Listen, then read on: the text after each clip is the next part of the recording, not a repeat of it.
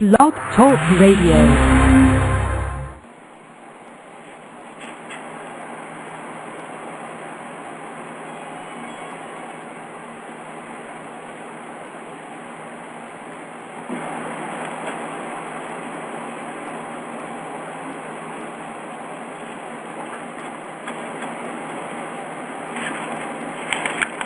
Boa noite, meus amigos. Estamos aqui de volta.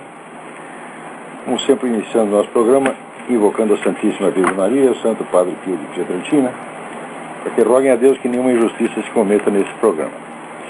Queria anunciar aqui para vocês um evento que será realizado pelo Farol da Democracia no próximo dia 13 de junho, sexta-feira, a partir das 8h30 da manhã, um encontro sobre a realidade política brasileira, uma proposta liberal-democrática para a reversão da crise, onde atuarão como palestrantes o general Sérgio Augusto Avelar Coutinho, o Heitor de Paula, que é comentarista político do Mídia Sem Máscara, o economista Ubiratã Iório e o presidente do Farol da Democracia, Jorge Pereira.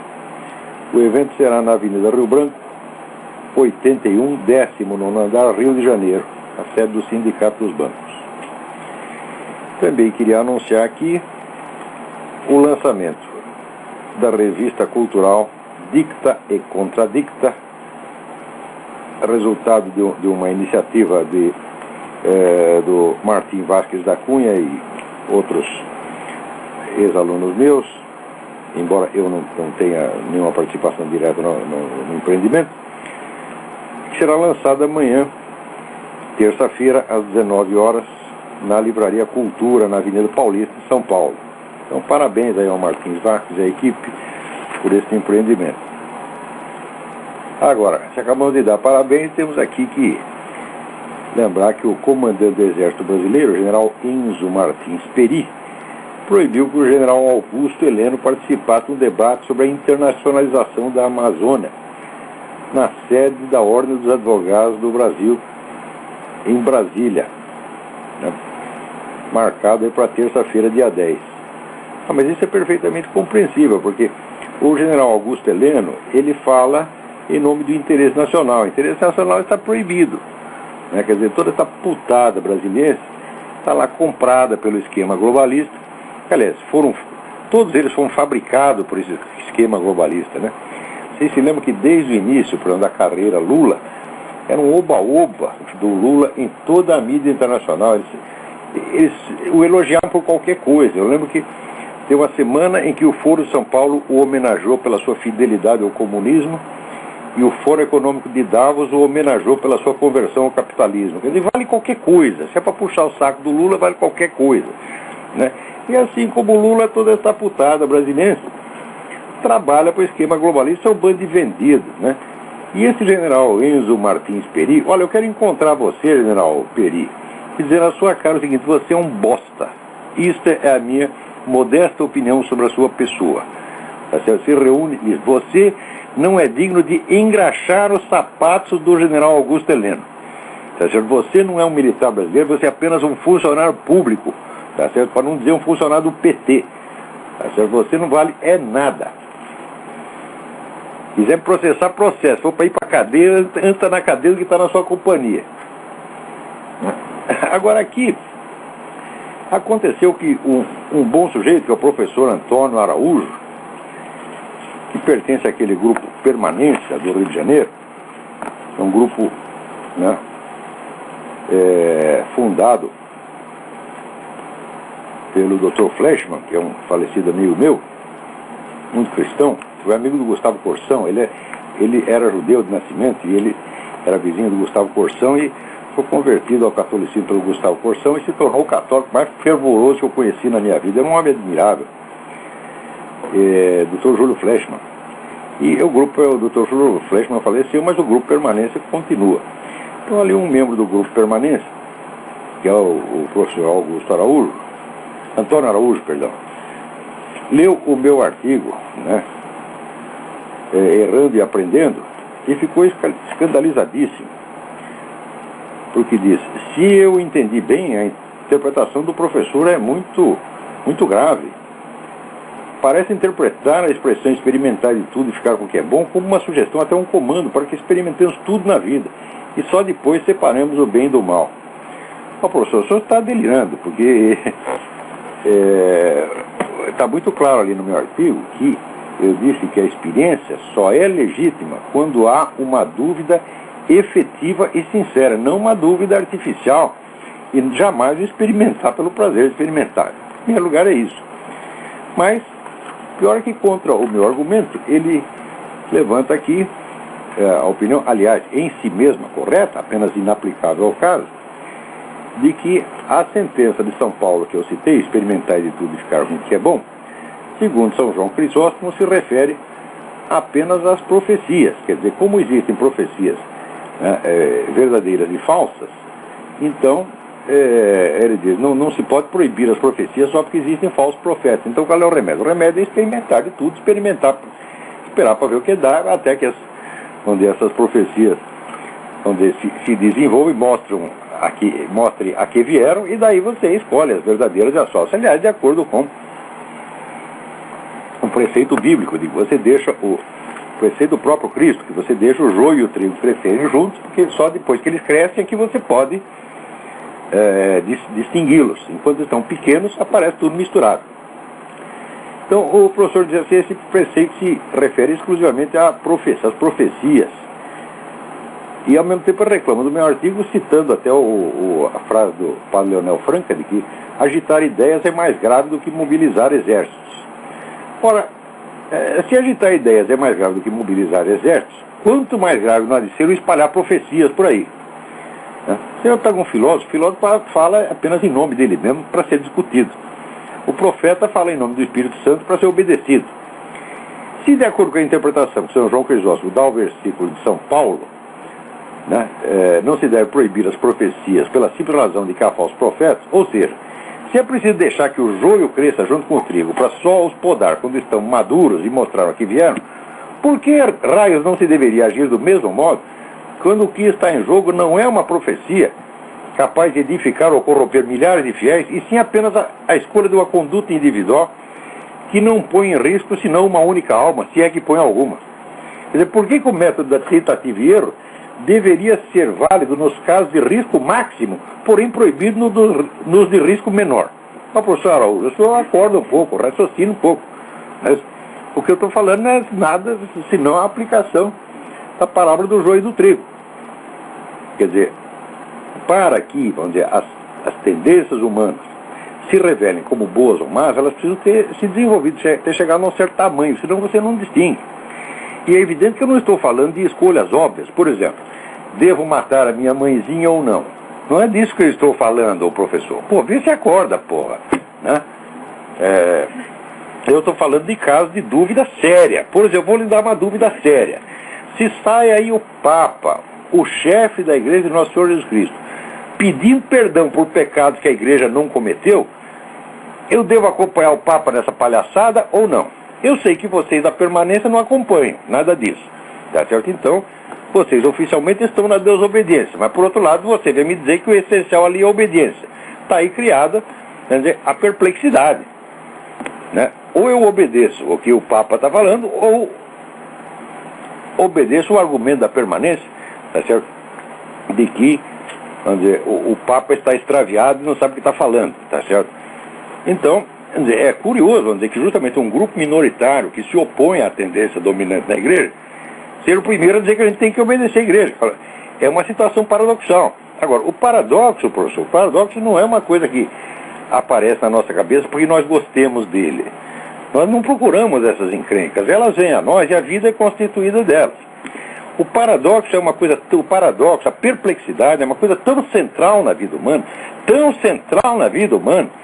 que no momento culminante, tá certo, da história do cristianismo, que é o sacrifício de Nosso Senhor Jesus Cristo, ele diz, Pai, por que me abandonaste? Ele estava em plena perplexidade. Ora, se até o Cristo tem essa dúvida dramática, terrível na hora, por que nós temos que, vamos dizer, proceder como se tudo fosse uma questão de ligar no piloto automático? Você segue lá, né, o receituário da Bíblia, como se o pessoal segue o receituário da ONU, da Organização Mundial da Saúde, e vai dar tudo certo. Se for tudo simples assim, professor, simplesmente não haveria história humana. Só estuda um pouco a história da igreja, você vai ver que desde o primeiro dia houve ali confusão, perplexidade, homens bons, às vezes, homens santos em conflito um com o outro, porque não sabem o que é o certo e o que é errado, o que deve fazer. Quer dizer, como se o evangelho, que é os evangelhos somam tudo, dá o quê? Umas 100 páginas, né? Como se ali tivesse esclarecido todas as questões, com todas as minúcias, todas as regras gerais e aplicação a cada caso determinado. Ô professor, se fosse isso, né, para que no século XVIII a Santa Afonso de Ligório ia ter que escrever aquele imenso tratado de teologia moral? Para quê? Porque você sabe para que ele escreveu o tratado de teologia moral? Por quê? Ele era confessor dos padres confessores. Então cada padre confessor que ele confessava, né, ele via que o padre tinha um critério completamente diferente e que estava enlouquecendo os fiéis. Então ele falou, vou botar um pouco de ordem nesse negócio. Só que ele escreveu no século XVIII. Depois disso houve tanto rolo, tanta dificuldade, tanta confusão no mundo inteiro e dentro da própria igreja, né? Eu só querer proibir a tentativa e erro, fazer de conta como o senhor já soubesse o certo e errado em tudo, eu digo, o senhor não está percebendo, que o senhor é um homem bom, duvido muito de que o senhor tenha qualquer má intenção. Na permanência, eu conheço a turma da permanência, não tem, você pode discordar deles, não tem ninguém ali de má intenção, todo mundo é cristão sincero, é gente muito boa mesmo. Mas, professor, o senhor está enganado, o senhor está, vamos dizer, com uma espécie de empáfia inconsciente. O ser humano não tem outro método de aprender senão tentativa e erro. Essa aqui é como mostra a parábola do joio do trigo.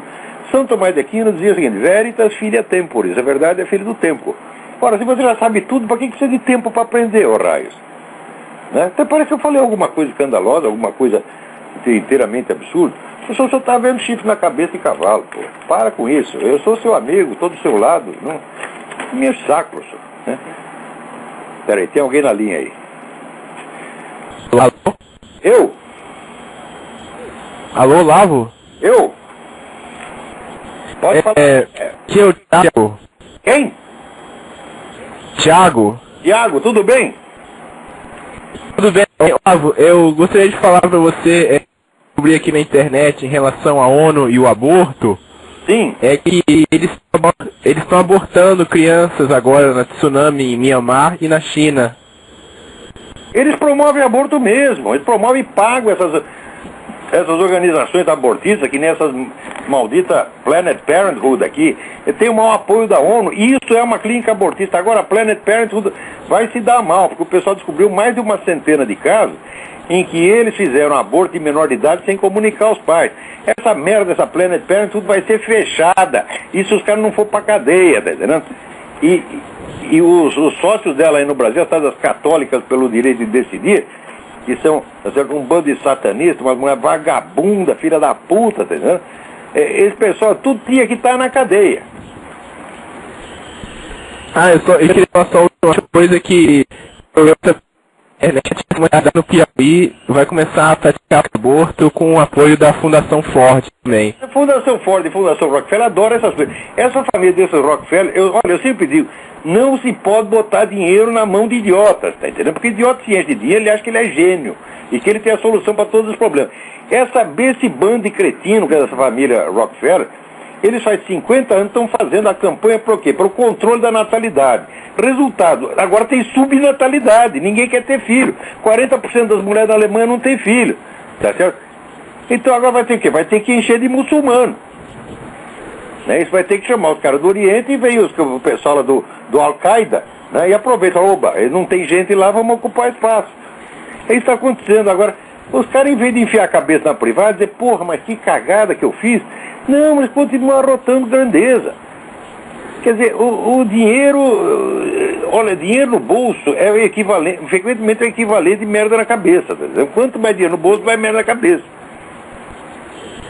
E a última coisa que eu queria falar só, que agora eu vou desligar, é que como você fala, né, dos homicídios no Brasil, né, que são vários, mas uma coisa que também reparei são também os acidentes de trânsito, né, que são também muito altos aqui no Brasil, o número, é terrível. É uma monstruosidade. Agora, ó, você vê agora que eu estou morando aqui na Virgínia... Até mais, hein, Olavo? Valeu.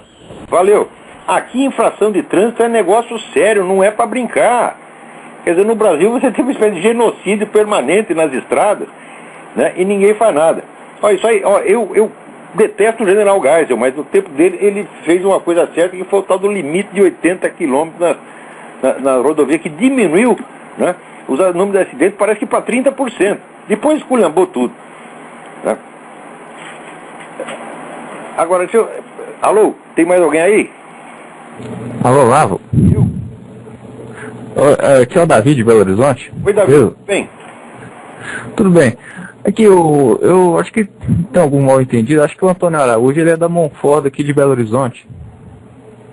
Ele não é da Permanência? Não, então tem lá um link para Permanência. Ah, tá. Mas olha, o pessoal da Monfort também, eu acho o Orlando Fedeli, ele é um pouco maluco, mas eu jamais duvidei, vamos dizer, da sinceridade, da honradez e da fé do Orlando Fedeli, tá acima de qualquer suspeita. Eu gosto dele, no fim das contas. Maluco eu também sou, isso aí não é... Não sei, eu acho que essas brigas são por muito mal entendido. Não, e depois, como é? Eu tinha um padre conhecido meu, dizia, olha, é o seguinte, vocês não se afastam da igreja, vocês briguem dentro dela, tá entendendo? O que nós estamos fazendo? Nós estamos trocando sopapo dentro da igreja, né? É isso mesmo. Aqui, Olavo, eu tenho uma pergunta. Alô? Diga, estou ouvindo. Ah, tá. O senhor está fazendo o livro A Mente Revolucionária, no qual o senhor pretende discutir sobre a origem do pensamento revolucionário, não é? Não é bem a origem, são as constantes estruturais do pensamento revolucionário que permitem identificar a unidade desse processo ao longo dos tempos. Essa é a tese, é que existe uma estrutura interna de pensamento revolucionário que permanece constante, apesar de todas as variações ideológicas dentro do movimento. E é isso que deixa orientado. Às vezes o nego pensa que está reagindo ao movimento revolucionário, adere a uma outra ala, que nem o pessoal fez quando aderiu ao fascismo na Espanha. Sim. Pensando, não, nós temos que parar o movimento revolucionário, então vamos entrar no partido fascista. Mas que cagada, esse é outro partido revolucionário, porra. Aqui, Olavo, um autor que lida com essa questão não apenas da histórica do movimento revolucionário, como a unidade dele é o Igor Shafarevich, que fez o Fenômeno Socialista. O senhor chegou a ver essa obra? Conheço o livro. Mas você veja, o Shafarevich é o tipo do cara que faz exatamente essa mesma cagada, porque ele vai lá, ele investiga profundamente o movimento socialista, daqui a pouco está ele aderindo a esse negócio antissemita, etc, etc. Quer dizer, porra, o cara brigou com uma ala do movimento revolucionário e entrou na outra. E olha, o Shafarevich é um gênio, não é um idiota. Sim, por exemplo, aquela exposição que ele faz. A diferença específica do meu estudo é que eu pego a unidade formal do o esquema mental, o esquema lógico da mentalidade revolucionária, o qual é constante. Esse esquema pode ser preenchido dos conteúdos ideológicos mais diversos. Pode ser nacionalista ou internacionalista, pode ser racista ou antirracista, pode ser socialista ou antissocialista. Até o pessoal, até uma certa ala dos libertarians entra com o meu conceito de movimento revolucionário. Não todos os libertarians, é claro, mas alguns entram. Então o senhor vê como, digamos, o Marcos Ferreira dos Santos faz, remove todos os aspectos ocidentais e pega os jogos analogantes. Esse é o bom e velho método, né? O velho do Edmundo Husserl. Você pega os fatores variantes e vê o que sobra. Agora, isso aí leva 20 anos para fazer, porque só para você se documentar esse negócio, e você vê caso por caso, é uma trabalheira, Agora vem esses filhos das putas desse jornal Vermelho Org e diz que eu sou um ativista de extrema-direita. Ora aqui, eu sou um filósofo, eu sou um amissério, não sou ativista de merda nenhuma, ativista são vocês. Só viu, né? Esses caras, filhos das... Olha aqui, mandei, o pessoal hackeou a página do Vermelho Org, só para esculhambar, algum engraçadinho foi lá, hackeou, esculhambou com a página e botou fotografia minha. Não tem nada a ver com isso, né? Maluco tem... colocou um texto seu também. O Vermelho Org não deva ser fechado, ela nem devia existir. O PCdoB nem devia existir, mas já que existe, né? Não é assim, hackeando que a gente vai combater. Mas daí os caras jogaram a culpa em mim. Isso aí é a turma do Olavo de Carvalho, ativista, né? Nazifascista. Eu mandei uma cartinha para eles, não joguem em mim absolutamente que sofreram, porque não tem nada a ver com isso. Aliás, a minha parte já foi hackers comunistas dezenas de vezes e nunca saí por aí me fazendo de vítima. Muito menos acusei o Vermelho.org por ações de pessoas anônimas. Em tempo, nazifascista é o cu das suas mães. vão gastar dinheiro público, que é o que vocês sabem fazer, e não me enchem o saco. Né? Isso é um problema justamente porque quem colocou o seu texto lá, que foi o texto Por que o brasileiro vota na esquerda, é um cara lá que ficou falando de 88, ou seja, isso é um cara neonazista, né? Aí depois associa. Maluco, agora o maluco, o sujeito evidentemente ele gosta de mim, senão teria botado, né? Não teria botado a minha fotografia lá, meu artigo lá. Isso aí qualquer um tem direito de fazer, né? Agora, gostar de mim não é mérito nenhum, né?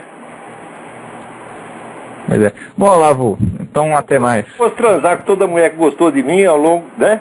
Eu já estaria com AIDS, sífilis, etc, né? Pois é. Bom, Olavo, então até mais aí. Tchau, fica com Deus. Tchau, você também. Então tá aqui, agora apareceu, né, o seu Lula, né? Esse cara sempre me surpreende pra pior, mas qualquer merda que se espera sai da boca dele assim, né, jorra da boca do sujeito às toneladas. Agora ele diz que a oposição ao homossexualismo é doença perversa. Aqui, atenção, quer dizer, todo mundo que não gosta do homossexualismo, seja por qualquer razão que seja, né? Tem, por exemplo, você veja, eu li nas memórias do cárcere do Graciliano Ramos, né? O Graciliano Ramos era um sujeito comunista, ele era ateu, portanto não vai acusar ele de fundamentalismo religioso. Ele tinha ojeriza física ao homossexualismo, ia lá um cozinheiro viado, e ele preferia passar fome na cadeia do que comer a comida preparada pelo cara. Quem preparou a comida foi aquele lá, então eu não como. Você ficar 2 dias sem comer. Né? Era um negócio físico que ele sentia, né? Então, tem muita gente que é assim, tá certo? Então, o Graciliano seria considerado como doente. Agora, o pior é o tratamento que o Lula propõe para o doente. Cadeia. Né? No caso do Graciliano era fácil, porque ele cometeu o delito na própria cadeia, então era só estender a pena. Os outros que cometeram no conforto das suas casas seriam removidos para o estabelecimento penal, onde receberiam o tratamento devido. Né? Provavelmente seriam enrabados o dia inteiro e sairiam curados. Né? Teve outros casos de pessoas, né, que praticaram homossexualismo durante algum tempo e depois abdicaram dele por motivos morais. Eu me lembro aqui de 2 casos, aliás, 3 casos. Né? O romancista francês Julian Green, né? O poeta inglês Winston Auden e o nosso Bruno Tolentino. Os caras fizeram essas putarias durante um tempo, depois largaram por motivos morais. Então, quer dizer, eles estavam sãos, daí ficaram doentes. E para curá-los, teria que botá-los na cadeia. E também tem os caras que nunca praticaram e sempre foram contra, ou por um motivo médico, né? Eu me lembro, por exemplo, né, o Dr. Tufik Matar, um grande médico brasileiro, ele dizia, olha, lesbianismo é grave, mas o homossexualismo masculino é pior, porque lesbianismo se pratica com 2 órgãos sexuais. Agora, cu não é um órgão sexual, tá certo? Então, o Dr. Tufik, evidentemente, na opinião médica abalizadíssima dos senhores Luiz Inácio e Luiz Mota, é um doente pervertido e tem que ser posto na cana, tá entendendo? Agora, isso aí eu estou falando, a gradação de criminalidade, né? Agora, o mais grave é aquele sujeito que é contra por motivo religioso, ou moral, né? Então, os pastores protestantes, a gente todo, vai ter que pôr todo mundo na cadeia, porque se você criminaliza a tal da homofobia, e você define como homofobia, por exemplo, o sujeito ficou com raiva do homossexual, foi lá, torceu o pescoço do cara, né? Então esse é um criminoso, vai pra cana. Teve o outro que citou um versículo bíblico, né? Um sujeito pastor protestante, homem bom, incapaz de fazer mal uma mosca, cita lá um versículo bíblico, né, dizendo que os pederastas não vão para o céu. É um criminoso igual. Quer dizer, você matar o homossexual, você citar um versículo bíblico para a cabeça esses 2 Luizes, Luiz Inácio e Luiz Mota, né, tudo isso é doença perversa e o tratamento não é médico, é o tratamento penal. Você vai para a cana, né, certamente você sabe o que acontece quando você vai para a cana, né, será enrabado sucessivas vezes e daí você vai curar. Você já sai de lá desmunhecando, está curado. Né? Agora, o sujeito que disse isso é o presidente da República, porra. E ninguém vai achar ruim. Então eu queria avisar aqui, vocês perceberam o que ele está falando? Os senhores senadores, deputados, que não gostam de homossexualismo, ele diz que todos vocês são doentes perversos e todos vocês têm que ir para a cadeia. Estão vindo aí seus bispos, cardeais, CNBB, etc. Ele diz que todos vocês são doentes pervertidos e têm que ir para a cadeia. Estão ouvindo aí sobre pastores protestantes, inclusive esse pastor protestante que está cheio aí no Senado, na Câmara dos Deputados. O presidente da República acabou de dizer que vocês são todos pervertidos e têm que ir para a cadeia. Vocês todos, vocês sabem o que vocês vão fazer? Com isso aí vocês vão ouvir de cabeça baixa e não mais vão dizer, o presidente exagerou. Tá certo? Que nem aquele fracote daquele cardeal lá do Rio de Janeiro, né? Que diante de uma blasfêmia horrorosa cometida pelo presidente, que é de comungar sem ter confessado e ainda dizer que não tem pecado, né? O cardeal faz assim, o presidente não é católico, ele é caótico. E no dia seguinte pede desculpa de ter dito isso.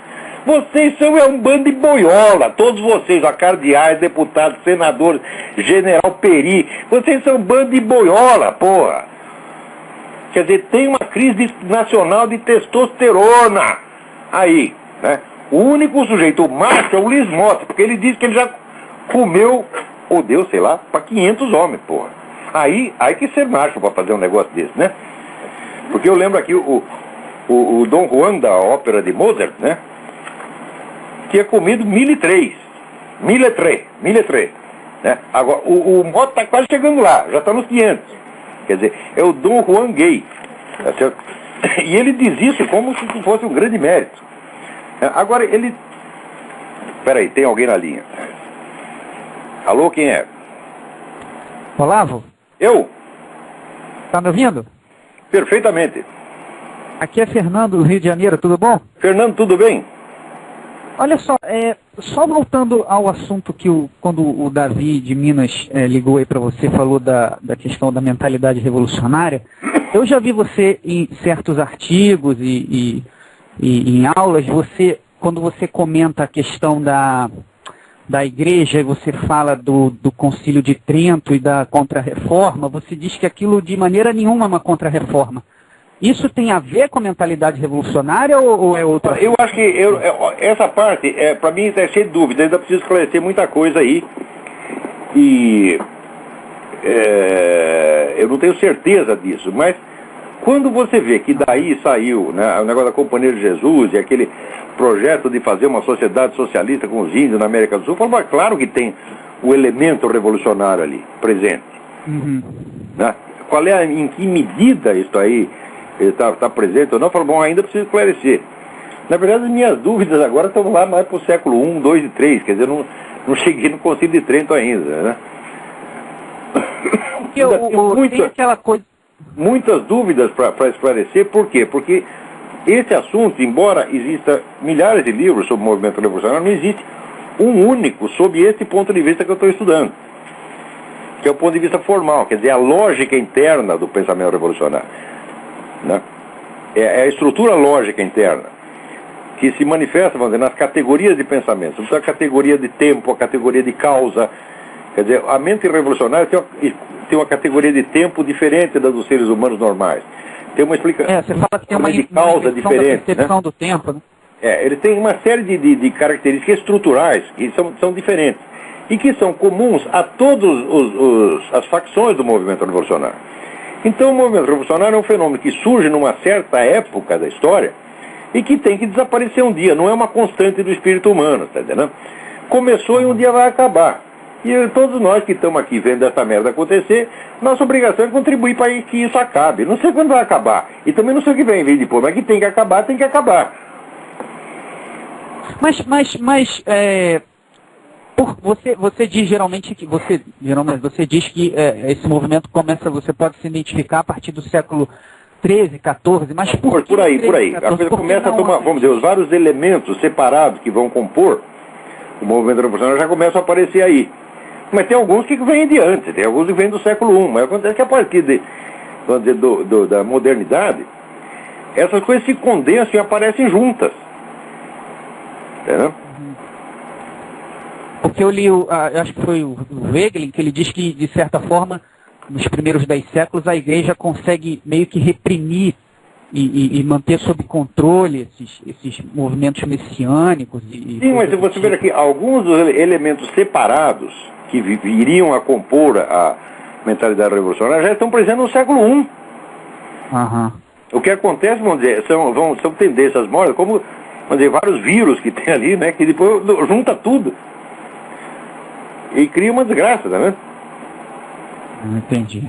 Agora, aí você Tá tem, bom. pode ter o problema você tem que analisar os textos, os documentos e captar a estrutura lógica por baixo. Tem que fazer isso um por um, né? E depois tem o problema histórico, das conexões de um para o outro, né?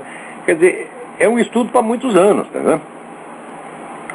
Entendo. E eu já estou aí, faz anos nesse negócio aí. Espero resolver o mais breve possível. Ok. Tá bom, Olavo. Obrigado, um abraço. Fica com Deus. Obrigado você também. Então, voltando aqui, né? Ao Lula, né, o Luiz Mota diz aqui que 120 homossexuais são mortos por ano no Brasil por motivos homofóbicos. Não está esclarecido se quem os matou também não eram homossexuais. Ele não menciona, né? Agora, o que é 120 pessoas num país onde moram 50 mil por ano? Por que esses 120 merecem um tratamento diferenciado ao ponto de botar na cadeia quem quer que diga uma palavrinha contra a conduta deles, como se, vamos dizer, os camaradas que assassinaram esses 120 tivessem sido movidos por motivos bíblicos? Quer dizer, onde está a ligação de causa e efeito? O pior é que esse idiota ainda diz que homofobia é um conceito científico. Conceito científico é o caralho, moleque. Para com isso. Então, não pode ter um conceito científico que vai explicar, vamos dizer, desde uma conduta criminosa, tá certo? Até, né, citações da Bíblia. Como é que você vai juntar tudo isso e dizer tudo isso é uma síndrome única? Ora, porra, o que você quer dizer é o seguinte: você não gosta que falem mal do que você está fazendo. Então, para você é tudo crime. Você quer criminalizar, quer pôr na cadeia todo mundo que não gosta do que você faz. É proibido criticar o Luiz Mota. Tá? Agora, se vocês viram aquele vídeo no YouTube, onde esse desgraçado aparece falando sobre erotismo, né? Do lado de uma estátua de um bebê pelado, um bebê de 3, 4 anos, 2 anos, 3 anos, tá certo? E ele ali com a mão na bundinha do bebê falando de erotismo. Está erotizando a imagem do bebê. Erotizar um objeto é torná-lo objeto de desejo. E é isso que o cara está fazendo propaganda da pedofilia. Eu nunca acusei o seu Luiz Mota de praticar a pedofilia. Eu acuso e faço em público, sem a menor dúvida, e que ele é um apologista da pedofilia. Quando ele pede a redução, vamos dizer, da maioridade para as relações sexuais, o que ele está querendo? Que a lei faculte o acesso, tá certo, àquilo que ele chama de seu moleque ideal.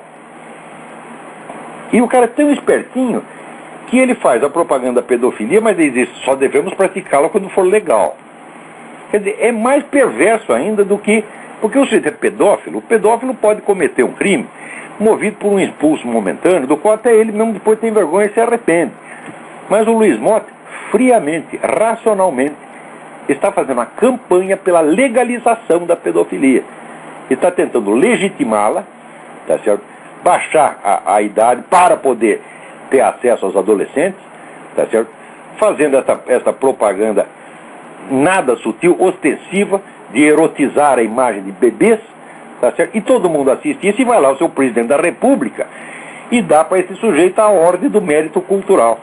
O que vale a ordem do mérito cultural dada por um presidente que não tem nem mérito nem cultura? É a prova de que tu não tem nenhuma coisa nem outra, Luiz Mota.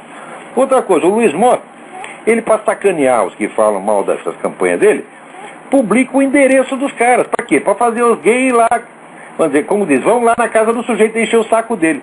Então eu vou fazer a mesma coisa com você, Luiz Mota. Tá aqui, ó. Eu não tenho endereço, mas tenho telefone. Anotem aí. Telefone do seu Luiz Mota. 071-3328-3782. 3328-3782. Código 071. Ou o celular 9128-9993. Liguem para o seu Luiz Mota e digam a esse desgraçado que bebê de 3 anos não é objeto erótico coisa nenhuma.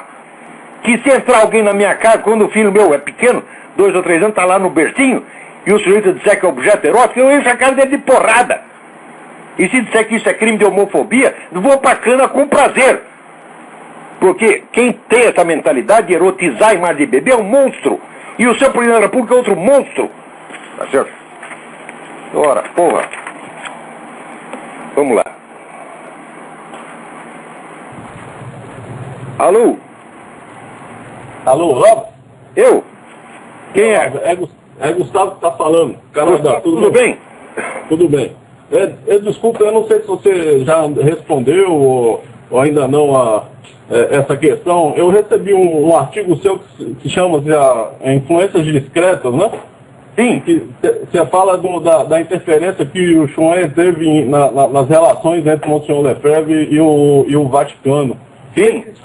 Se fosse possível, do que se tratou essa interferência, em que sentido ela teve? Aqueles 4 padres que foram sagrados bispos pelo Monsenhor Lefebvre foram alunos do professor Rama Cumaraçam, que era o braço direito do Fritjof Chouin na sua organização esotérica muçulmana. Quer dizer, o Rama Cumaraçam, que era, sob outro aspecto, um grande sujeito, ele tinha uma dupla identidade. Quer dizer, ele era um professor de teologia católica no seminário, mas estava inteiramente submetido à orientação espiritual de um sheik muçulmano, com o qual ele concordava em tudo.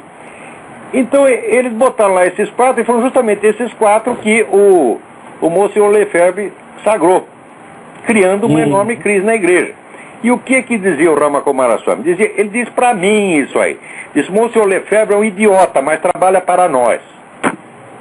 Que eu sou testemunha pessoal disso aí. Você pode duvidar do meu testemunho, mas eu sei o que eu ouvi, tá certo? E eu assino embaixo do meu testemunho. Eu ouvi o cara dizer isso, e ele confirmou que os caras eram alunos deles, foram preparados por ele e foram mandados lá para o Monsenhor Lefebvre como uma espécie de bomba de efeito retardado.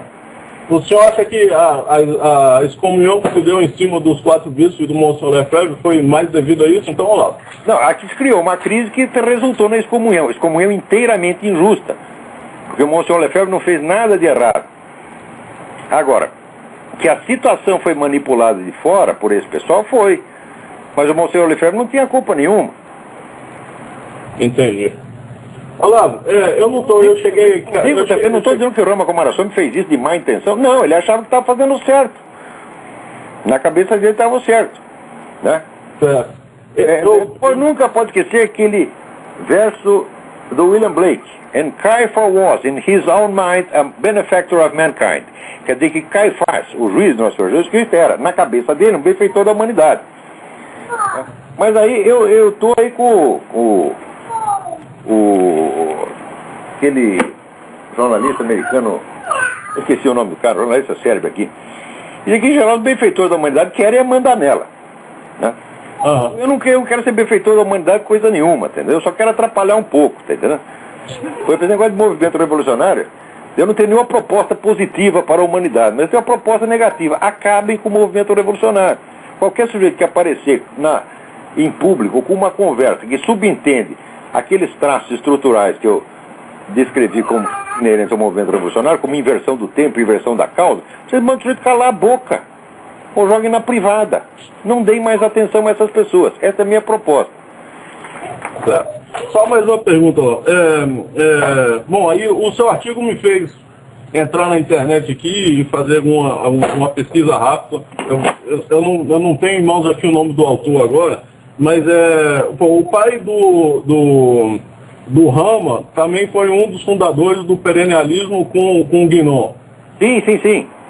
E tem um autor, eu vou passar... A grandeza desses homens. Ananda Cumaraçam e René Guénon foram 2 gigantes da inteligência. E a obra deles tem que ser estudada. Assim, não é rapidamente, não. Isso aí, para mim, foram 20 anos de leitura dessas coisas, com o maior respeito, entendeu? Exato. Mas eu não estou com o nome do autor aqui, que eu cheguei em casa agora e já pegando o programa no final, eu não peguei, mas eu posso te passar isso depois. Eu não sei se você conhece um historiador americano, acho que da Universidade de Oxford, que fala das relações do pai do Rama, ou Amanda, né? Amanda, exato. Ananda. De que ele teria tido relações muito próximas com aquele que diz ele ter sido o fundador do novo satanismo, o Wallace Crowley. Não acredito. Talvez o Ananda tivesse algum interesse por isso na juventude, mas depois, quando ele aderiu às ideias do René Guénon, ele mudou completamente. O René Guénon odiava esse Aleister Crowley, né? Tudo jóia, então. Eu te falo depois esse negócio de satanismo, essa coisa toda, Tudo, inclusive esse negócio de nova ordem mundial, tudo isso aí faz parte do movimento. O globalismo é a culminação do movimento revolucionário. Então querem criar uma pseudo-civilização baseada assim, em liberação do aborto, liberação das drogas, né, casamento gay, botar os padres tudo na cadeia. Tá? É claro que isso aí é apenas o caos. Tá certo? E o caos não se sustenta. Então, havia uma ordem ocidental, judaico-cristã, que manteve isso funcionando durante milênios. O cara está destruindo essa ordem, o que vem no lugar? Não vai ficar a desordem, vai ficar o Islã. Quer dizer, o pessoal, no fim das contas, trabalha para o Islã, e o Islã sabe disso. Tá certo. Tá, joia lá. O Islã não é revolucionário, o Islã é um princípio de ordem. Você pode gostar ou não gostar, mas ele é uma civilização que se manteve estável por 1400 anos. Então, o Islã é capaz de administrar uma civilização. Tá certo? Então, o que vai acontecer? Vai cair a civilização judaico-cristã, vem o Islã no lugar. Tá certo? E daí, a mulher vai ter que tudo andar de burca, empacotada, né? Se vocês querem isso, quer que eu vou dizer, né? Antes o Islã do que o caos total. Né? Mas não é mais confortável, né? É verdade. Não. Deus é pensar, vocês não querem o cristianismo, tá bom, a gente tem aqui o plano B. Tá joia lá, tá bom. Muito obrigado aí pela sua... Obrigado eu. Até logo, tchau. Opa, tem outra pessoa aí. E eu cheio de notícia aqui para ler. Alô? Alô, quem é? Alô? Não estou ouvindo nada. Já que não estou ouvindo nada, eu vou dizer aqui. Procure, por favor, o livro Black Gold Stranglehold, Estrangulamento do Ouro Negro. The Myth of Scarcity and the Politics of Oil, o mito da escassez e a política do petróleo, escrita por Jerome Corsi, C-O-R-S-I, e Craig Smith. Olha aqui, acontece o seguinte, os Estados Unidos têm comprovadamente mais de 1 trilhão, tá certo, de barris de petróleo embaixo da terra. Tem petróleo para mais de metro, tem petróleo para centenas de anos para frente. Né? Então, entre esse pessoal que vem aí da Fundação Rockefeller, Fundação Ford, etc., etc., solta lá um dinheiro para os deputados e senadores, o deputado e senador proíbe abrir novos poços. E os Estados Unidos é obrigado a comprar petróleo da OPEC e do seu Hugo Chávez. E daí o galão de gasolina aqui já está em $4. Onde é que vai parar isso aí? Né? Então, está havendo um boicote. Baseado na ideia que nós não podemos gastar os recursos de combustíveis fósseis, etc. Ora, fiquem sabendo o seguinte, não existe nenhuma prova, por mais mínima que seja, de que petróleo seja combustível fóssil. Pode ser, pode não ser. Tem aqui um outro professor, o Dr. Thomas Gold, professor da Cornell University, né, que publicou um livro, O Mito dos Combustíveis Fósseis, né, publicado pela Copernicus Books em 1998, e que diz que o petróleo não é produto fóssil, que ele é o resultado de uma reação bioquímica contínua no interior da Terra. Então o petróleo não vai acabar coisa nenhuma, tá certo? E depois, por que só os americanos têm que ser proibidos de fazer buraco de petróleo? Por que na Arábia Saudita, a Arábia Saudita pode continuar fazendo? A estatal de petróleo na Arábia Saudita ganha $1 bilhão por dia. $1 bilhão por dia. E está espalhando aí para terrorista, para subversivo no mundo inteiro. Tá certo? Enquanto isso, né, aqui o cara da Shell, o presidente da Shell, foi lá fazer um depoimento na Câmara dos Deputados e disse o seguinte: olha, se vocês não deixarem a gente furar novos poços, vai chegar um dia que vocês vão ter saudade do tempo que um galão de petróleo custava $5. Daí a deputada, uma tal de Melanie, não sei do que, não, mas o negócio não é isso, o negócio é socializar. Falou socializar, daí começou a engasgar. Tá aqui dizendo, não, o governo tem que controlar. Quer dizer, a mulher é socialista enrostida, né? E o que eles querem mesmo é quebrar a economia americana, quebrar a economia, quebrar a soberania. Principalmente, olha, eles querem acabar com todas as soberanias do mundo, mas principalmente duas, que são as que mais... né? É uma pedra no sapato para eles, 2 pedras no sapato, Estados Unidos e Israel, tá certo? Por quê? Porque os Estados Unidos tem um negócio que chama Constituição Americana, tá certo? E os presidentes não podem violar a Constituição. Então, quer dizer, não pode ceder à pressão globalista assim direto, né? E Israel, bom, Israel, assim, o judeu não é idiota, o judeu já se ferrou demais, está se fudendo há milênios, tá? Agora conseguiu um pedaço de terra, fala, eu não saio daqui, mas de jeito nenhum, essa é a minha única garantia. Quer dizer, o sujeito que quiser tirar 1 centímetro do Estado de Israel, 1 centímetro de terra, tá certo? É um ladrão filha da puta, tá entendendo? Por quê? Não tinha... Se você for ver 700, 800 anos atrás, não tinha um árabe lá, só tinha judeu, porra. Tá? Aquele negócio é do judeu e tá acabado, ninguém tem que encher o saco. Agora vai dizer povo palestino não existe, né? Povo palestino foi uma invenção recente. Até alguém me mandou aqui um artigo, Visão Japonesa dos Palestinos, por Yashiro Sagamori. Eu não sei onde saiu isso publicado, mas é muito interessante. Eles, olha, já que vocês estão tão seguros de que a Palestina, o país, a nação palestina, né, existe ao longo de toda a história registrada, espero que vocês me respondam umas quantas perguntas. Quando a nação palestina foi fundada e por quem? Onde eram as suas fronteiras? Onde era a sua capital? Quais eram as suas principais cidades? Né? Quais constituem as bases da sua economia? Qual era a sua forma de governo? Você é capaz de citar pelo menos um líder palestino antes de Arafat? Né? A Palestina chegou a ser reconhecida como país, vamos dizer, cuja existência não deixasse margem a outras interpretações. Qual era a língua do país, da nação palestina? Qual era a religião da nação palestina? Qual era o nome da sua moeda? Escolha uma data qualquer e diga qual era aproximadamente a taxa de câmbio entre a moeda palestina, né, e qualquer outra moeda do mundo. E vai fazendo perguntas. Você vê, olha, essas perguntas, mas assim, negócio da nação palestina, isso é uma fraude, isso foi inventado só para encher o saco de Israel, porra. Né? Meu Deus do céu. Alô, quem é? Alô? Alô, quem é? Alô? Alô? Tá ouvindo? Tô ouvindo. Tudo bem? Aqui é Eduardo de Brasília. Eduardo de Brasília, tudo bem? Tudo bem. Eu sei que o tempo tá curto aí. Mas fale mais alto, fale mais alto. Eu sei que o tempo tá curto, mas queria saber se você poderia comentar alguma coisa sobre o Dr. Enéas Carneiro, falecido já. Não posso, nada sei.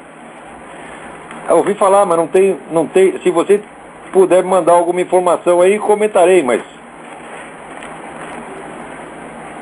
Às vezes me pedem opinião sobre pessoas. Hoje me pediu opinião sobre Milton Santos, eu não tenho opinião nenhuma. Pouco sei da vida dele. Também do Ernesto Carneiro, nada sei.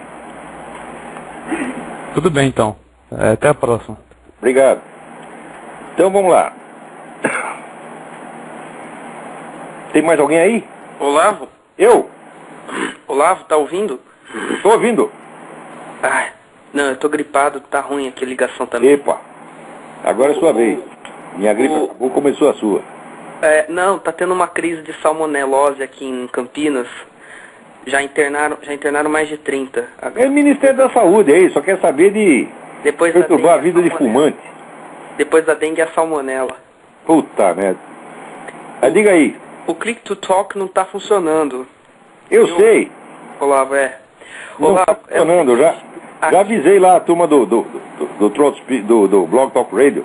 Ok. Olavo, porque logo esteja melhorzinho. Vou falar rapidinho para desligar. Como é? Eu vou falar rapidinho para desligar. Diga. Aqui, a mídia, principalmente a mídia escrita, só fala do Obama.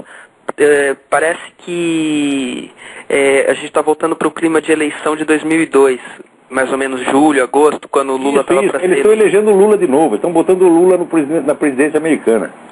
Exatamente. Então, você pode falar um pouco de política americana? Olha, o que aconteceu aqui é o seguinte, isso aí tem que falar mesmo, né? O pessoal aí no Brasil todo mundo que comenta isso aí, comenta sobre o aspecto seguinte: estão os Estados Unidos maduros para eleger um presidente negro? Né? A pergunta, essa é totalmente idiota porque é uma chantagem emocional. Quer dizer, vote em Obama ou confesse que é racista. Isso só tem no Brasil, minha gente. Aqui só quem fala disso é jornaldinho de estudante e grupinho de extrema esquerda que não tem nenhuma expressão eleitoral. O próprio Obama e os cabos eleitorais dele fogem desse argumento como o diabo foge da cruz, para não ser acusado de fazer essa chantagem que é muito boboca. tá certo? Então, a eleição americana, tal como vocês estão vendo aí no Brasil, é um negócio que não existe. Aqui ninguém está dizendo isso, tem que votar no cara porque é preto. Porque preto por preto, o Alan Keyes é muito mais preto que ele, porque o Obama ainda tem, né, mãe branca. E o Alan Keyes é tão preto que já é azul. Tá certo? E era o melhor candidato, era o meu candidato. Todo mundo boicotou o homem, tá certo? No Partido Republicano. E os outros, então, pegaram aí o Obama. Ora, a diferença específica do Obama não é que ele é preto, porque o Alan Keyes era muito mais preto. A diferença do Obama é que o Obama é um vigarista, mas tão imenso, tão imenso. Por exemplo, ele disse, eu tenho orgulho das minhas raízes africanas. Que raiz africana, porra? Tá certo? O cara, tá certo, foi educado no Islã num país que não tem nada de africano. Tá certo? O único contato que ele teve com a cultura africana foi o seguinte: o pai dele foi lá, comeu a mãe dele e saiu correndo. Quer dizer, será que a herança cultural africana passa no espermatozoide? Isso é o único contato dele com a cultura africana. Como é me orgulho das minhas raízes africanas, né? Outra coisa, todo mundo faz propaganda e mostra toda a família negra do Obama, né? Você conhece todos os parentes pretos do Obama. Os parentes brancos não aparecem nenhum. Como se não existisse. Embora foram eles que sustentaram o Obama, cuidaram do moleque, botaram na escola, deram tudo para ele, tá certo? Bom, outra coisa, o Obama, ele só trabalhou de ativista político. Ele nunca teve um emprego produtivo na vida. Ele logo entrou numa ONG e viveu como ativista. E você vai pegar um cara que nunca trabalhou na vida e vai pôr da presidência. Você está totalmente fake, né? Ainda oculta essas origens muçulmanas dele. Quer dizer, o sujeito mente sobre a sua biografia, né? Agora já apareceu as ligações dele com o pessoal esquerdista, com o pessoal de extrema esquerda, são enormes, né? Ele conhece todo mundo, é amigo de todo mundo, é amigo terrorista.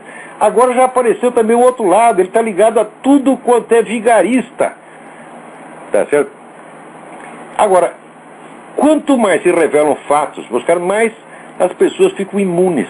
É que nem o Lula, tem uma aura de proteção, tem o corpo fechado, né? Quanto mais você sabe que o cara é vigarista, mais você o santifica. Então, o fenômeno Obama, a cor do Obama, tá certo? Você não tem grande novidade nenhuma, porque aqui no Brasil, aqui nos Estados Unidos, o que os Estados Unidos fizeram pelos negros nos últimos 40 anos foi mais do que a humanidade inteira fez. Os Estados Unidos gastaram trilhões e trilhões e trilhões e trilhões de dólares para dar uma vida melhor para os negros, tá certo?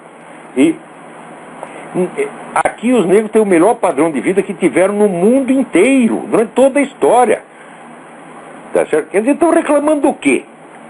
Tá certo? Mas quanto você dá, mais eles reclamam, né? O negro não quer trabalhar, quer ficar só na fila ali do Social Security, que a gente passa aqui nessa cidade aqui do sul da Virgínia, né? Tá tudo na porta, lendo jornal, com o barrigão à mostra, tá? E no fim do mês vai lá catar o Social Security.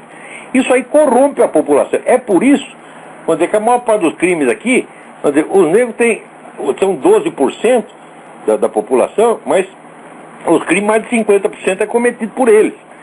Tá certo? Outra coisa, os assassinos brancos, para cada 100 homicídios cometidos por brancos, sabe quantas vítimas negras são? 3. Agora, quando o assassino é negro, né, sabe quantas vítimas são brancas? 45%. Então esses camaradas estão atrapalhando. Por quê? Porque o Estado os corrompeu. Tá certo? O Estado puxa saco, não exige que o sujeito trabalhe, enche de dinheiro, ainda puxa o saco, de você é lindo, maravilhoso, então o sujeito fica, vamos dizer, com o rei na barriga. A gente vê que os negros aqui americanos são de uma arrogância, de uma prepotência que eu nunca vi na vida. Você aqui fica, como é que se diz? Tem que baixar a cabeça, os caras falam grosso, entendeu? Eu digo, muito bem, tudo isso é compreensível, mas o que o Obama tem a ver com isso? O Obama não é, a diferença específica dele não é ser negro. Tá certo? Se for negro por negro, penso que foi 1000 vezes o Alan Keyes. Tá certo? É que o Obama é um fake total. O Obama é um blefe cínico, como o Lula foi um blefe cínico. No Brasil não chama de presidente operário, ou seja, que trabalhou 2 anos numa fábrica e depois nunca mais trabalhou na vida e continua sendo operário pelo resto da vida. É o pobrezinho, quer dizer, o filho dele é bilionário, ele ainda é o pobrezinho, coitadinho, né? É que nem a Benedita da Silva no Rio de Janeiro. Qual é a diferença da Benedita? A Benedita era negra? Todo mundo no Rio de Janeiro é negro, porra.